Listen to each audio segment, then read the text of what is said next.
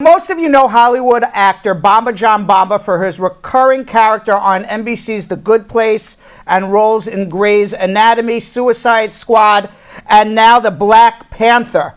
What you may not know about Bambadjan is that he is a DACA recipient. That is the program that President Obama put into place to shield children who came to the United States illegally or came legally and then became illegal. He joins us today to discuss the recent decision to come out publicly about his immigration status, that he is a DACA recipient. Welcome, Bambadjan, and welcome to the Brad Show. I really appreciate you coming on. Hey, thanks for having me, Brad. And thank you for saying that not all of us come in illegally. Correct. Some of us can lose our status. Don't become illegal, but become undocumented. That is very... cannot be illegal. An action can. Correct. As a matter of fact, it is not a crime to be undocumented in the United States. The news actually uses the word illegal. It's not a crime. It's a civil offense. It's only illegal. Exactly. It is only illegal actually if you leave the United States with an order of deportation and then re-enter without permission. None of which any of the DACA recipients have done. Thank you, sir, for that clarification. Yeah. Man, I wish you could echo that to all your colleagues because none of them understand that. And most news outlets, even pro-immigration outlets, don't understand it. And actually, part of the problem with the discourse in immigration in America is the fact that the news and the public are using the wrong words. When they hear the word illegal, it sounds like you're a criminal, rather than using the word undocumented. When you use the word alien, it sounds like you come from another world. You're from Mars or Jupiter, rather than you're a human being. We have undocumented human beings. We don't have illegal aliens. You know, and if perhaps the political discourse was a little different, we would be having a different conversation right now. I believe that wholeheartedly. And I, as an immigration advocate, sometimes get caught up using the word illegal when I shouldn't be, which I just did in our introduction. So thank you very much for correcting me as well. No, thank you for breaking it down. I mean, I don't think I could have done that better. Yeah, because immigration is a civil offense. It's not a criminal offense, and it has never been a criminal offense for the history of the United States. So let's get into your history. Where are you originally from? So I'm originally from Côte d'Ivoire, and that's West Africa for those that don't know. Right. And we also, in English, it's called Ivory Coast. In Spanish, it's Costa de Marfil. I mean, every language, my country's name changed. We moved to America in '92, fleeing political persecution. And then we moved to the South Bronx. And I was 10 years old. My parents filed for political asylum, and the asylum took so long that I didn't even realize I was undocumented until high school. When I was trying to go to college, I realized that I couldn't get any financial aid, and my parents kind of explained to me what happened, but they decided to support me and support my dream and continue working and going. Now, obviously, you had no control over coming here, and you certainly had no control over filing for political asylum. Your parents kept this from you. Was it how did you feel? Was it a shock when you found out, or was it more like you kind of knew, but thanks for clarifying? Well, no, it was definitely not a shock. They didn't hide it from me. I mean, I remember the first asylum hearing. We went in the courtroom in front of a judge, and there were officers there, and my mother was on the stand trying to explain this very complicated case that she herself didn't even understand. And that was like a awakening that, okay, you know what, I'm here, but I'm not the same as my friend. So when they sat down and broke it down to me, it was like, okay. At first you think, okay, I won't be able to go to school anymore. I won't be able to pursue this dream. I was doing really well in high school, homecoming king. Everyone was like, yo, if you go to Hollywood, you're going to do well. And then this happened. So they basically paid for my school with the little hair braiding salon, Bamba's hair braiding, still in Richmond, Virginia. So you grew up in the Bronx originally, I understand, and then moved Yeah, yeah, to Virginia. How was Richmond, it Virginia. growing up as an immigrant, as somebody from Africa, both in the Bronx and then in Virginia? Was it a different between the Bronx and Virginia? Yeah, how did you acclimate? Because obviously, from the Ivory Coast, for those who don't know, you yeah. spoke French when you came here, I assume, correct? Correct. Correct. So when I came, this is the South Bronx '92, pre-Giuliani. So Right. you could still ride for your Metro card and your sneakers just walking home. And being African wasn't cool Right. at all. So I got bullied a lot. I got in a lot of fights, and then started bullying people. My dad was like, "You can't live here. It's not safe for my family." So he moved us all to Virginia, which was really like manicure lawns and suburbia and cheese buses Right. and a structured school system. So it was a lot better to acclimate in Virginia, and that's where I kind of got involved in the arts and played tennis and became a functional member of society. And your parents had a business. They did hair braiding in Yeah, Virginia, and there was enough correct. clientele for them. Was there other people in your area from the Ivory Coast, or were you kind of like the one family from the Ivory Coast in that area? Oh, yeah, we moved like in the late '90s, so we were like the first, one of the first African families, probably like one of the first hair braiding salons. Now there's like, Right. and the community was really small. There wasn't really a lot of Ivorians, but there were other West Africans. So we kind of like became a You had you community, had a, and you had a group there. You weren't alone. you weren't completely Right, alone, right. right? So now your parents put you through school. You found out you're undocumented. You hide this from everybody. You Yeah. start an acting career. You start getting jobs. You start becoming Hmm. more well known. What Hmm. what made you decide to come out publicly and proclaim that you are a DACA recipient and tell your immigration story? Well, let's take it back a couple of steps. So, the asylum case took so long that when it was finally approved, I was over 21 and married. So, I couldn't qualify. I Right, aged out. right. And when I aged out, I thought I couldn't work anymore. And then DACA came along. And that's kind of what resurrected my career and my I dream, because I understand. was like, damn, I worked all these years. I mean, it's done, but then DACA came along and helped me continue on this path to this career.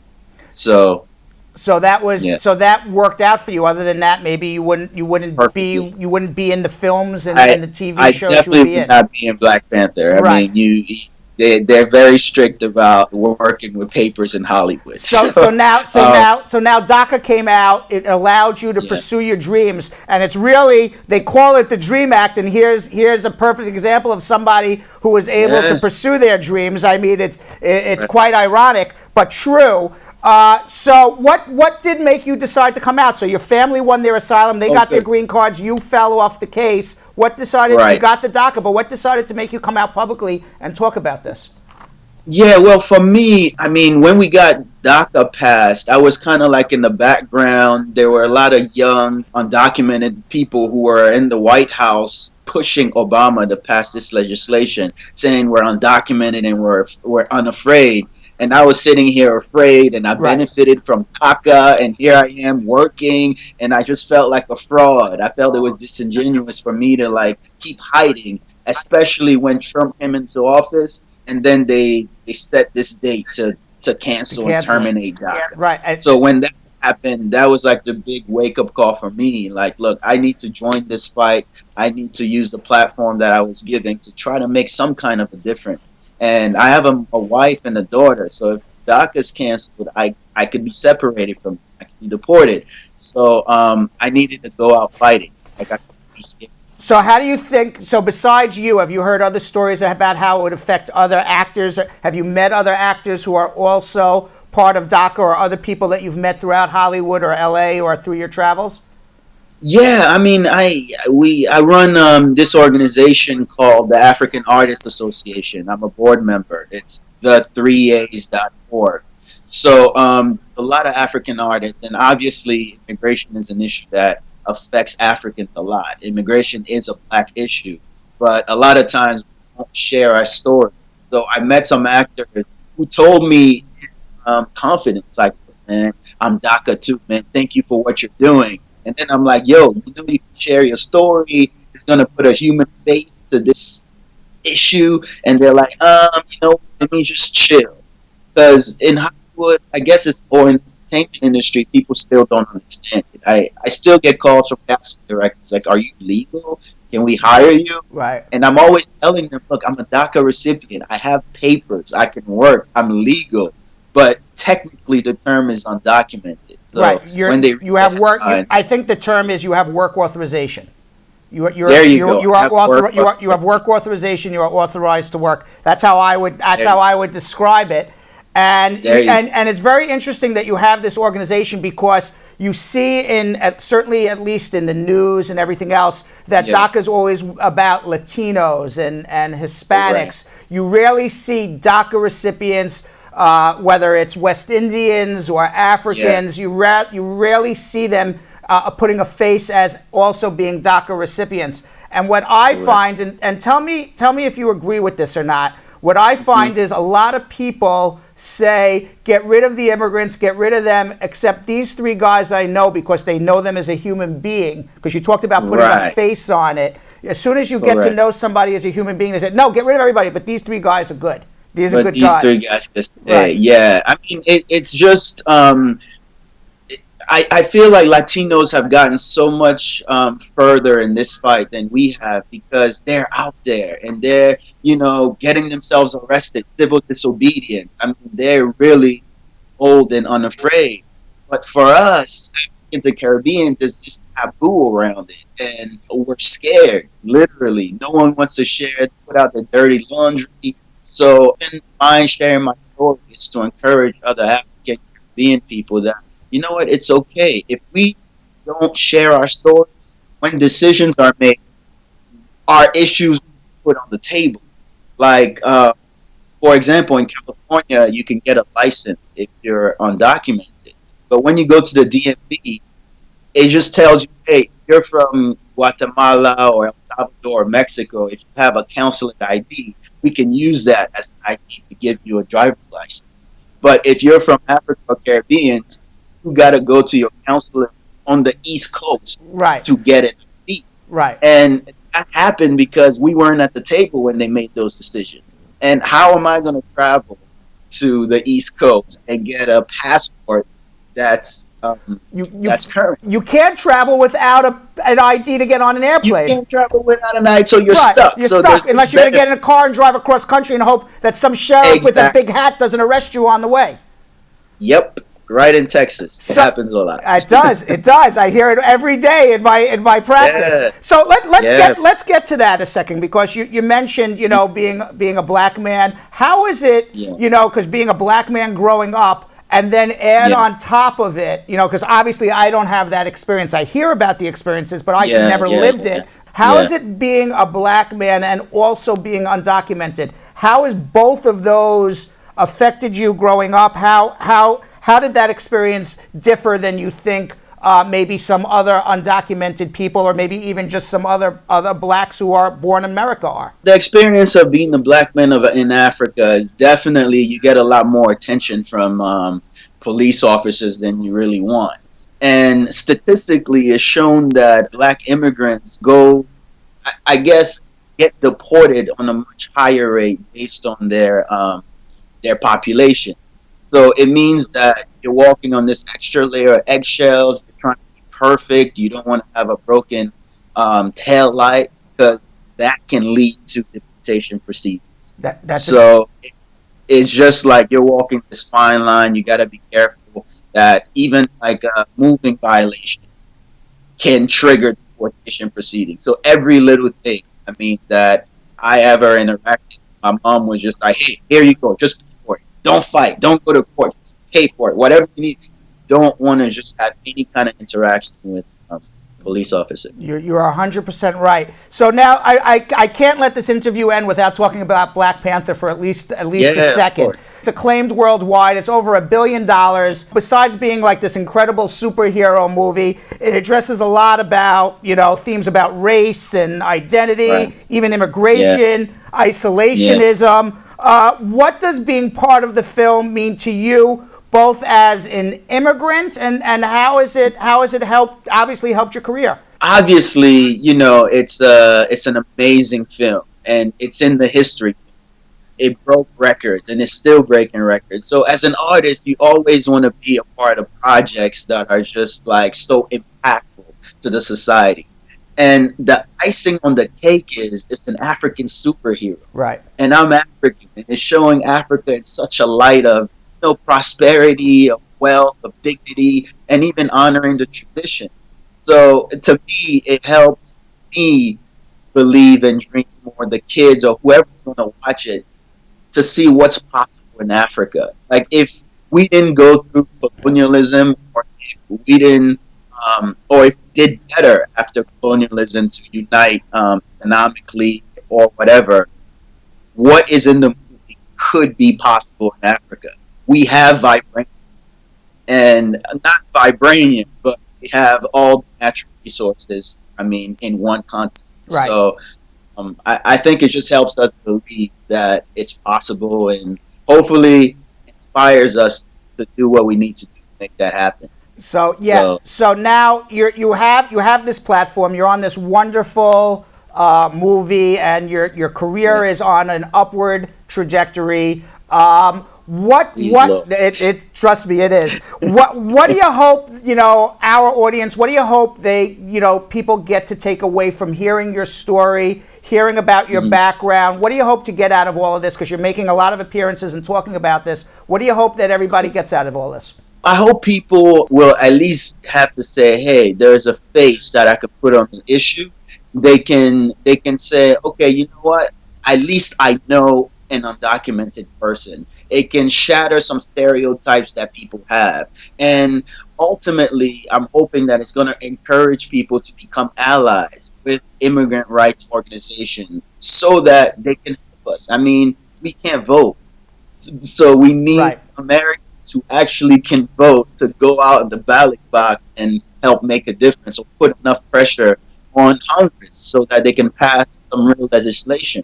And also, you can follow me on Instagram, Bamba the Great, or Twitter, Real Bambadjan, and you can stay in touch with all the things I'm working on. I'm working on a podcast too, and a few other projects. So send me a message. I'm available. I'll respond. Yeah, man, that's what I'm doing. I got one more question before I let you leave. Okay. So this show is about achieving your American dream.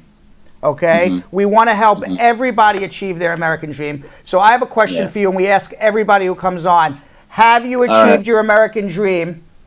And if not, what is your American dream?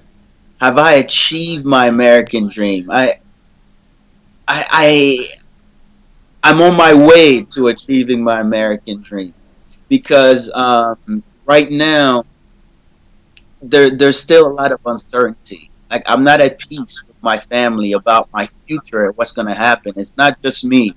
It's 800,000 millions of dreamers and millions of other.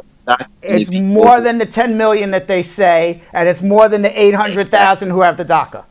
But exactly. So you have this entire population in America that are literally living in the shadows, and as second-class citizens are being exploited and separated viciously from their families without, they're not criminals.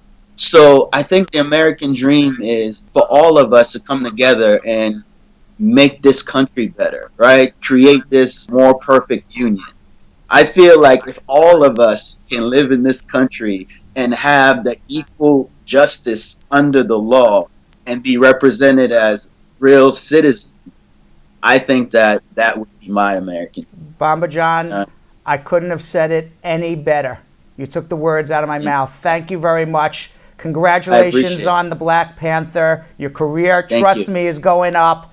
Fantastic Thank job. you. Fantastic job. Thank you for giving us 20 minutes of your really busy time. Thank you for No, coming on thank our you. show, and I really appreciate Thank you for having me. it. Take care. All right.